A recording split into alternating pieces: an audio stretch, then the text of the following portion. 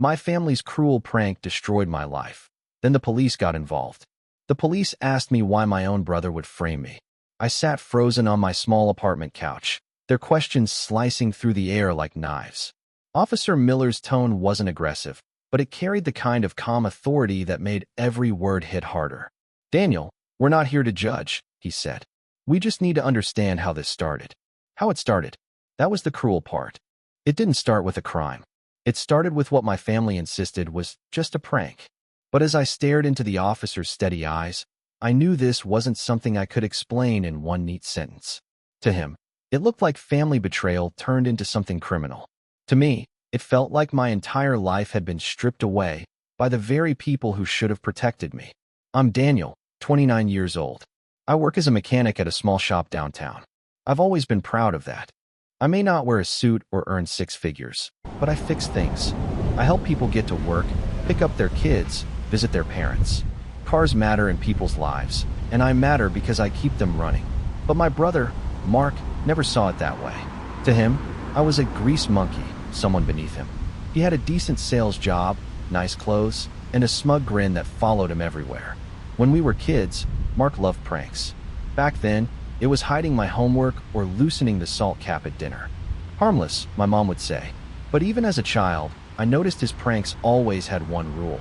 They made him look clever and me look stupid. That didn't change when we grew up. It only got crueler. So when Officer Miller asked that night if I had any reason why my own brother might set me up, the memories flooded back. They weren't memories of crimes, not yet. Just birthdays ruined, girlfriends embarrassed, and me being the punchline at every family dinner. But this time was different. This time, Mark's joke had ended with a police report in my name. And that was the night I realized my family had crossed a line I could never uncross. Because the prank they played wasn't just cruel, it was illegal, and it could destroy me. Growing up with Mark as my older brother meant living in his shadow, whether I wanted to or not.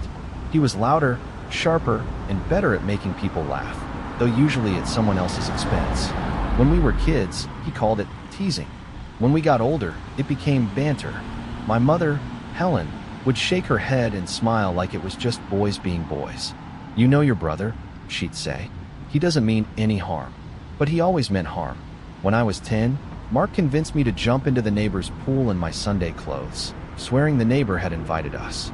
The look on my mom's face when she found me dripping wet in the kitchen still stings. When I was 15, he spread a rumor at school that I had wet the bed at summer camp. I spent weeks dodging laughter in the hallways. And through it all, Helen would tell me not to take things so seriously.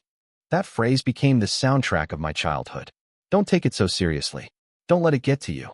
Don't ruin the fun. The truth was, Mark thrived on making me the fool. And as the years went on, I learned to bury the sting, keep my head down, and focus on what I could control. Work, routine, being dependable. It wasn't glamorous, but it was mine. Even my sister, Julia, who's 3 years younger than me, used to laugh along with him. Not out of cruelty, more out of survival. In our family, if Mark wasn't laughing at you, you joined in with him. That was the only way to stay safe. But I could tell she felt guilty about it, even as kids. Her laugh was always the weakest, her eyes always darting toward me. By the time we were adults, the pattern hadn't changed. Mark still had the job that looked impressive, the social charm, the ability to make a room bend toward him. And I had my quiet life, fixing cars, paying rent, and keeping my dignity where I could. But Mark wasn't satisfied with harmless little digs anymore. He wanted bigger laughs, bigger humiliations. And his idea of fun was about to ruin everything I had built for myself. The prank started on a Saturday, my one day off that week. I just sat down with a cup of coffee when my phone buzzed. It was Julia. Her voice was tight, almost panicked. "Daniel, you need to come to Mom's house. Something happened." My stomach dropped. I didn't even think to question her. I threw on my jacket, left my coffee untouched, and drove straight there. When I walked into the living room, everyone was waiting: Mom, Julia, and Mark. Mark stood near the window, arms crossed, a smirk he couldn't quite hide. Helen looked uncomfortable, like she was forcing a smile. Julia wouldn't meet my eyes. "What's going on?" I asked. Mark was the one to answer. "You've been stealing from the garage where you work, haven't you?" The words hit like a punch. "What?" He held up a small black duffel bag and dropped it on the coffee table. Cash spilled out, along with a few tools that looked suspiciously like the ones from my workplace. My chest tightened. That's not mine. Oh, come on, Danny, Mark said, grinning now. We found it in your car. Julia saw it. I turned to her, stunned. Her eyes flickered with guilt. I just told him where your keys were. He said it was for a joke. A joke. But in that moment, it didn't feel like one. It felt like my entire life, my reputation, my job, everything I worked for, was dangling over a cliff. Mom tried to smooth things over. Boys, let's not. This is just a bit of fun. Nobody's really accusing anyone. But Mark was relentless. He pulled out his phone. Actually, I thought I'd make it more exciting. I already called a buddy of mine, told him we had a thief in the family. He said he'd swing by. My blood went cold. I thought it was another bluff until headlights lit up the driveway. And the moment the front door opened, I realized the buddy Mark called wasn't just a friend. It was a police officer. The officer stepped inside, brushing cold air off his jacket. He wasn't in full uniform, but the badge clipped to his belt was real. My heart hammered as I realized Mark wasn't bluffing. Evening, the officer said, looking around. Got a call about a theft? Mark jumped at the chance. Yeah, my brother here's been stealing from his workplace. We even found the stash. He pointed at the bag on the coffee table. The officer glanced at the money and tools, then at me. Sir, is this yours? No, I said firmly. That's planted. It's not mine. Mark let out a loud laugh. Oh, don't get all defensive, Danny. We're just messing with you. Lighten up, man. The officer's expression shifted. His eyes narrowed. You wasted my time on a prank. Relax, Mark said, holding up his hands. We're family, just having some fun. But the damage was done. Julia looked pale, Helen kept wringing her hands, and I felt sick to my stomach. Do you have any idea what kind of trouble you could get in for this? The officer asked, his tone sharp now. Mark shrugged. Come on, it's funny. Everyone knows Daniel takes himself too seriously. Maybe this'll teach him to laugh once in a while. I stared at him, stunned by the cruelty dripping from his words. My job depended on trust. If anyone believed I was capable of theft, even as a joke, it could end my career. I could report this, the officer said slowly. False reports are no joke. Helen rushed forward. Please, officer, it was harmless. Just a family joke gone too far. The officer looked at me. You want me to pursue this? My throat tightened. I opened my mouth, but before I could speak, Mark snatched the bag, laughing, and shoved it toward me. Here, Danny boy, take back your loot. We'll call it even. Everyone chuckled except Julia, who whispered, Mark, stop. You've gone too far. But Mark only grinned wider, because that's when he invited neighbors over to see the show. And I realized my humiliation was about to become very, very public. The knock came 15 minutes later. I thought maybe the officer had returned, but instead, it was a group of neighbors Mark had texted. Hey, what's going on? One of them asked, stepping inside without hesitation. Mark said there was something we had to see. Mark grinned like a showman. Ladies and gentlemen, welcome to tonight's feature presentation, My Brother the Thief. Laughter rippled through the room. He pulled out the bag again, holding it high like a trophy. This guy's been stealing from work. Can you believe it? We even got the cops involved. The neighbors chuckled awkwardly, some amused, others clearly uncomfortable. One older man muttered, Mark, that's not funny. But most just watched as if it were theater. I felt my face burning. My hands shook as I tried to speak. This isn't true. It's a setup. He planted everything. Come on, Daniel, Mark said, slapping me on the back so hard I stumbled forward. You always take yourself so seriously. Everyone knows it's a prank. Relax. Julia stepped in front of me. It's not funny, Mark. You're humiliating him. But he ignored her. What do you think, folks? Should we call his boss and let them know? My stomach dropped. My boss, Mr. Carver, was a no-nonsense man. If he even heard a whisper about theft, my job would be gone. That's enough. I snapped, my voice breaking. You're trying to ruin me. The room went quiet for a moment, the weight of my anger filling the space. But then Mark smirked and held out his phone. Too late, Danny boy. Already sent a message. My chest clenched. You didn't. Oh, I did, he said casually. Told him you've been skimming parts from work. Bet he'll love that. Helen rushed forward, grabbing his arm. Mark, stop this now. But Mark shook her off, laughing. Relax, Mom. It's just a joke. He'll figure it out eventually. I stood frozen, rage and terror colliding inside me. If my boss believed even a fraction of this, my reputation and livelihood were finished. And that's when my phone buzzed with a new message notification from Mr. Carver himself. The message from Mr. Carver was short, but it hit me like a punch. See me first thing tomorrow. We need to talk about what I've heard. I sat there, my phone trembling in my hand, while the laughter around me blurred into white noise. My career, my stability, was about to be ripped apart by my own brother's sick joke. Mark, I said slowly, every word forced through clenched teeth, you just cost me my job. He shrugged. If your boss fires you over a text, maybe you weren't that valuable to begin with. Stop it, Julia shouted, shoving him. Do you even hear yourself? But Mark just grinned, reveling in the chaos. That night, I couldn't sleep. I stared at the ceiling of my small apartment, my mind racing through every possible outcome. I had worked 5 years at that shop, earning trust, staying late, fixing cars that others couldn't.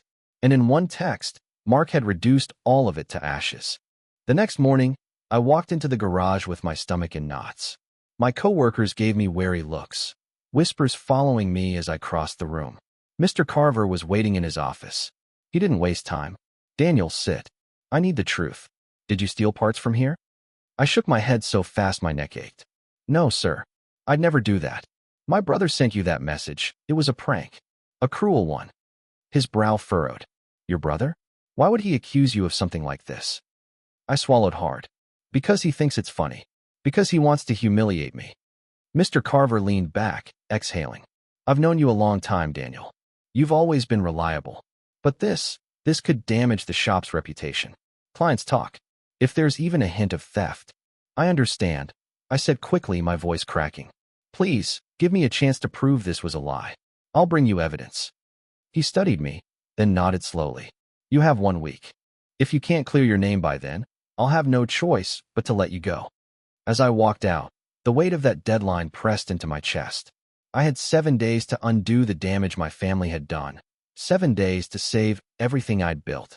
And then, later that night, I discovered a detail in Mark's prank that changed everything. That night, I sat at my kitchen table, staring at my phone. My week-long deadline loomed like a storm cloud. I needed something, anything, that would prove Mark had engineered this entire mess. As I scrolled through old messages, my eyes landed on a group chat Julia had accidentally added me to months ago. It was mostly idle chatter between her, Mark, and a couple of his friends. I hadn't paid much attention back then, but now, I started scrolling with purpose. Buried in the thread, dated 2 weeks before the party, was a message from Mark. Wait until Danny's face when everyone thinks he's a thief. Priceless. My stomach dropped. My hands shook as I screenshotted the exchange. Julia's reply was in there too. Mark, don't. That's not funny. You'll ruin his life.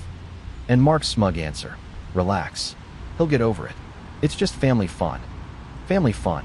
Those 2 words burned into me like acid. This wasn't a slip of the tongue or a spur-of-the-moment prank. It was planned. Calculated. My brother had been orchestrating my downfall for weeks. I forwarded the screenshots to my email, saving them in case Mark tried to delete the thread. For the first time since this nightmare began, I felt a flicker of hope. I called Julia. She answered on the second ring, her voice shaky. Daniel, I'm so sorry. You knew, I said, not even bothering to soften it. You knew what he was going to do. I tried to stop him, she whispered. Mom told me not to make waves. She said Mark was just blowing off steam. Blowing off steam? My voice cracked. He's destroying me, Julia. Mr. Carver gave me 1 week. Do you understand? 1 week to clear my name. Her silence on the other end told me everything. She had been complicit by staying quiet, even if guilt was eating at her now. I'll help you, she finally said. I'll tell the truth if I have to. I wanted to believe her, but trust was a fragile thing, and mine had already been shattered. Then, just as I was about to hang up, she blurted out something that froze me in place. Daniel, you don't know the half of it. Mark didn't just prank you. He filed something with the police. I froze when Julia said those words. Filed something with the police? I asked, my throat dry. Yes, she whispered. I overheard him bragging to one of his friends. He filled out some kind of report. I don't know what it said exactly, but he laughed about how the cops might come knocking on your door. A chill ran through me. My brother hadn't just humiliated me in front of friends and coworkers. He had dragged my name into a legal system that did not play games. I needed proof. The next morning, I took a personal day from the shop and drove straight to the county records office. I didn't know what I was looking for, but desperation can sharpen the mind. After an hour of searching with the clerk's help, I found it. There it was, my name, typed in black ink on an incident report filed 2 weeks earlier. The accusation? Petty theft. The blood rushed to my ears as I skimmed the document. According to the report, I had borrowed tools from Mark's shed without returning them and refused to acknowledge the theft. I couldn't believe it. Mark had filed a false report with my name on it. A legal accusation. A lie dressed up as fact. I copied the report, tucked it carefully into a folder, and walked out of the records office with my heart pounding. This wasn't just sibling cruelty anymore. It was a crime. That night, I sat with Julia in a quiet cafe, sliding the copy across the table. Her face went pale. "He actually did it," she muttered. "Yeah," I said. "And the police have it on file. If I don't fight this, it could ruin everything." She gripped my hand. "Then you can't do this alone. Daniel, you have to go to them before he twists this even further." Her eyes searched mine, desperate, almost pleading. For the first time, I realized Julia wasn't just feeling guilty. She was scared. Scared of what? I asked. Her voice dropped to a whisper. Because Mark said if you tried to fight back, he had something worse planned. I stared at Julia across the cafe table, the weight of her warning pressing down on me. My brother had already filed a false report. What could possibly be worse than that? For the next 2 nights, I barely slept. My mind kept looping through the same questions. Should I confront Mark directly and force him to back off? Should I expose him to our mother and demand she finally take this seriously?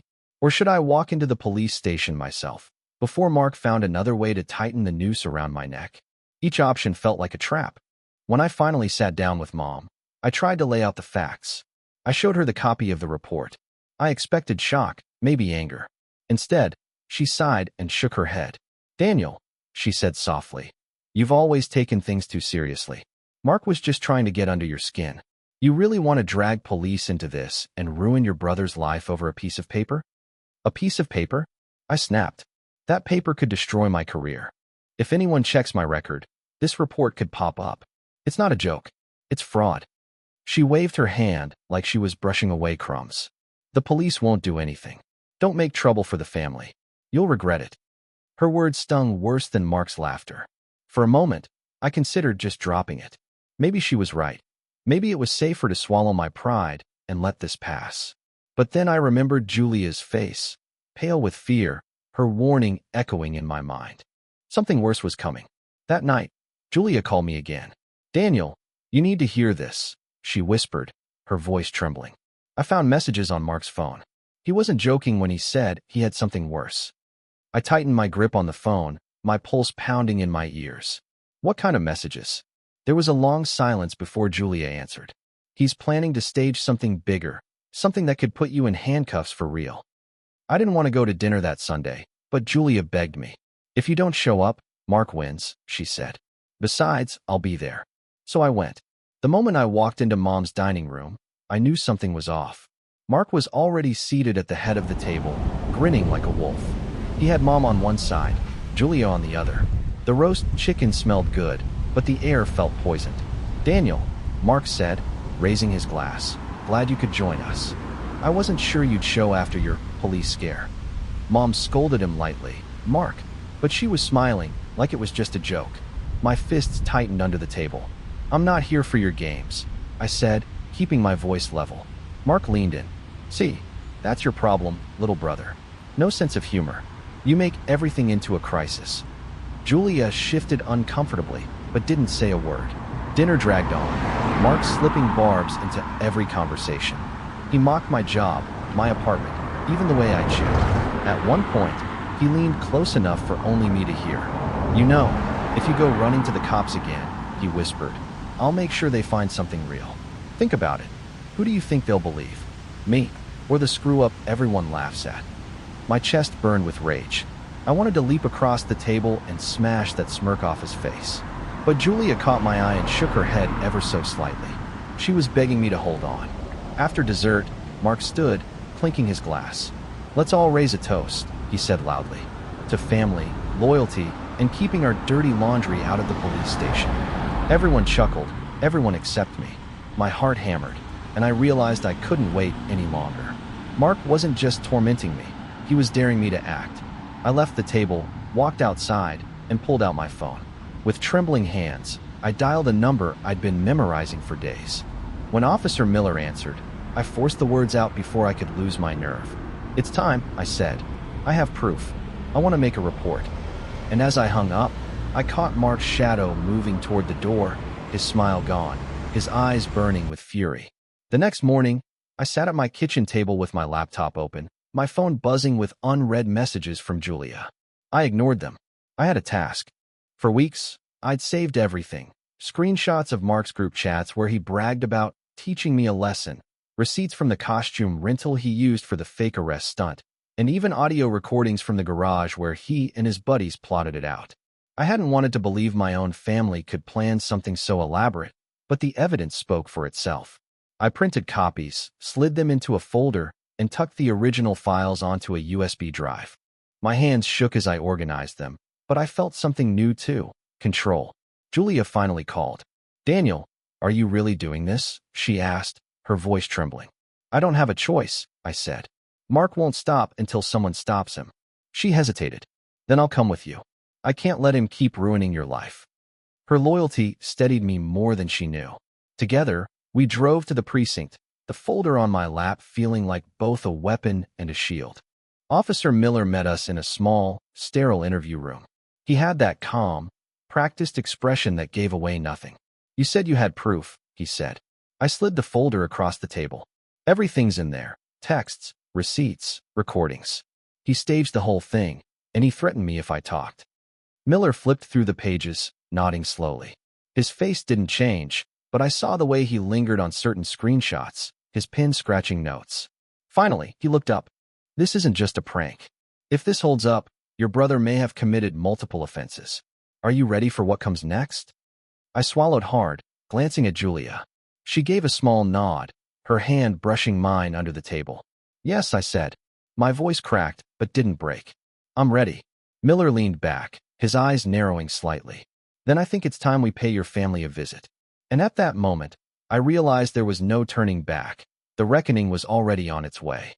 Officer Miller didn't waste time. Within an hour, Julia and I were sitting in his cruiser, parked across the street from my mother's house. My stomach churned as I watched the familiar windows glow in the dusk light. It felt wrong, bringing the law to the place where I'd once celebrated birthdays and Christmases, but I reminded myself, it was them who crossed the line, not me. Miller adjusted his belt, calm as ever. "Stay quiet unless I ask you to speak," he instructed. "We'll handle this." We walked up the path, Miller knocking firmly on the door. Helen answered, surprise flashing across her face when she saw me. "Daniel, why are you here with a police officer?" "Ma'am," Miller said evenly. "We need to speak with everyone in the house." Minutes later, the whole family was gathered in the living room. Mark lounged on the armchair like he owned the place, smirking as if he expected to talk his way out of anything. Helen wrung her hands nervously, while Julia hovered beside me. Miller opened the folder I'd given him earlier. "Mr. Mark Reynolds, we've reviewed substantial evidence that you orchestrated a staged incident against your brother Daniel. This includes falsified documents, harassment, and threats. Do you have anything to say before we proceed?" Mark laughed, a sharp, ugly sound. "Oh, come on. It was just a joke. A prank. My brother can't take a little fun." Miller's tone hardened. "A prank doesn't involve filing a false report to the police. A prank doesn't involve staging evidence that could damage someone's reputation or career. That's a crime." Helen gasped. "Mark, tell me you didn't." But Mark cut her off, sneering. "They won't prove anything. It's just screenshots and stories. Nothing that'll stick." Miller pulled out the USB I'd provided, placing it on the coffee table. "On this drive are recordings and receipts that do more than stick. They speak." The smug grin slipped just slightly from Mark's face. For the first time, I saw him falter. But then he leaned forward, his eyes burning into mine. "You think you've won, Daniel? You have no idea what you started." And that's when Officer Miller quietly reached for the handcuffs. The sound of the cuffs snapping shut was like a thunderclap in that quiet living room. Mark's smirk twisted into outrage. You can't do this. I didn't do anything, he shouted, jerking his arms. Officer Miller stayed calm, firming his grip. You're under arrest for filing a false police report, harassment, and tampering with evidence. You have the right to remain silent. Helen collapsed onto the couch, tears running down her face. Mark, how could you? This is your brother, she cried, but her words seemed hollow after months of dismissing my pain. Julia pressed a hand to her mouth, eyes wide. She looked at me, and for the first time, I saw not pity, but respect. Mark twisted toward me, rage spilling out. You set me up. You always wanted to destroy me. Guess what, Dan? Everyone will know. You're the one tearing this family apart. I swallowed hard, forcing myself to stay steady. No, Mark. You did that yourself. The room cracked with tension. Neighbors gathered outside, whispering as Miller led Mark to the cruiser. That walk, with flashing lights painting the walls, was the opposite of the proud strut he always carried. Now he looked small. Inside, Helen turned on me, her tears shifting to fury. How dare you bring police into this house? He's your brother. Blood should mean something. Julia finally snapped. No, Mom. Respect should mean something. Daniel didn't destroy us. Mark did. Helen's face went pale, and she sank back, shaking. The weight of reality was finally sinking in. But as Miller drove away, Mark pressed his face against the window bars, shouting at me through the glass. This isn't over, Daniel. You'll regret this. You'll regret everything. And in that moment, I realized his fight wasn't just with me. It was with anyone who dared hold him accountable. The night after Mark's arrest, I barely slept. My phone buzzed nonstop, texts from relatives calling me dramatic, others quietly thanking me for finally standing up to him. The split in the family was real, and for once, I wasn't the one on trial. I sat in my small apartment the next morning, staring at the silence. For years, I had longed for peace, and now I finally had it. But it came with a cost. My mother refused to answer my calls. Julia, though, came by with coffee and a determined look. You did the right thing, she said, setting the cup in front of me. Don't let Mom's guilt trips convince you otherwise. She'll come around, or she won't. But this wasn't your fault. Her words were a balm. For the first time in months, I felt seen. Over the following weeks, I started therapy. At first, I resisted, telling myself I could handle it alone. But after one session, I realized how much anger I had carried, buried under years of jokes that were anything but. My therapist told me something simple. Boundaries are the price of self-respect. I cut contact with Mark entirely. No visits, no calls. My lawyer told me it was safer that way, and I agreed. For Helen, it was harder. She kept sending short messages. He's still your brother. Family shouldn't be destroyed over mistakes. Each one twisted my gut, but I stayed firm. I leaned into my work, too. My coworkers, who had once looked at me sideways after the prank, finally understood the truth when police reports surfaced. One even clapped me on the back and said, "Took guts, man." Most people would have just stayed quiet. Life was slowly piecing itself back together. Julia and I grew closer, united by survival more than nostalgia. We spent evenings talking about what we wanted from life if we stopped letting Mark dictate everything. But just as I started to breathe again, a letter arrived in my mailbox.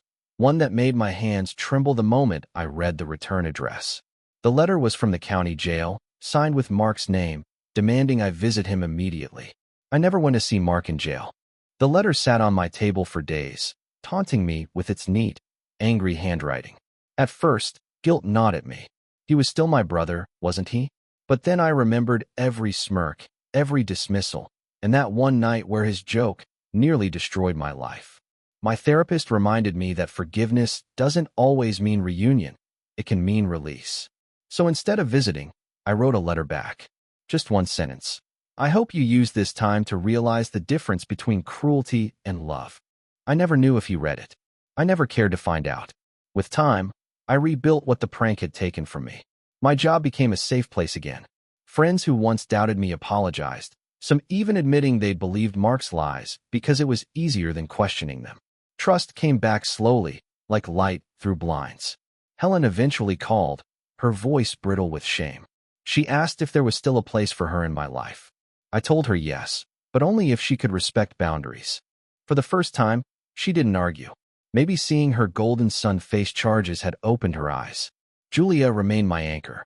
She reminded me that survival doesn't always look heroic. Sometimes it's just standing up and saying enough. Together, we learned to lean on each other, not on the broken patterns we'd grown up with. Looking back, I realized the prank wasn't a prank at all. It was cruelty dressed in laughter, malice hidden in a smile. People like Mark thrived on calling it just a joke because it excused everything. But it wasn't harmless. It was a weapon.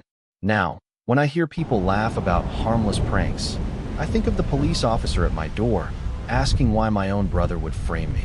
And I know one truth I'll never forget. The moment a joke destroys trust, it's no longer a joke, it's war.